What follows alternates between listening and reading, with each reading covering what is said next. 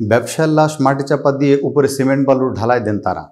রাজধানীর কামরাঙ্গীরচরে ফেব্রিক ব্যবসায়ী মোহাম্মদ নুর আলম হত্যাকাণ্ডের এক কর্মচারী সহ 3 জনকে গ্রেপ্তার করেছে পুলিশ। অপর 2 জন ওই কর্মচারীর বন্ধু। জিজ্ঞাসাবাদে তাদের কাছ থেকে পাওয়া তথ্যের ভিত্তিতে পুলিশ জানিয়েছে, নুর আলমের কাছ থেকে অর্থ হাতিয়ে নিতে তাকে হত্যা করা হয়। পরে লাশ 2 খণ্ড করে কারখানার ভেতরে মাটি চাপা দেওয়া হয়। কেউ যেন সন্দেহ না করে সেজন্য ওই জায়গায় বালু ও সিমেন্ট দিয়ে ঢালাই করে দেন তারা। কামরাঙ্গীরচরের হাসাননগর এলাকায় নুর আলমের ফেব্রিক্সের কারখানা। এই ব্যবসায় নিখোঁজ হওয়ার 4 দিনের মাথায় গতকাল মঙ্গলবার কারখানার ভেতর থেকে তার লাশ উদ্ধার করে পুলিশ। এর আগে নুর আলমের কর্মচারী মিরাজ মিয়া এবং তার 2 বন্ধু মোহাম্মদ শিপন ওরফে সম্রাট ও মোহাম্মদ রিফাতকে গ্রেপ্তার করে পুলিশ।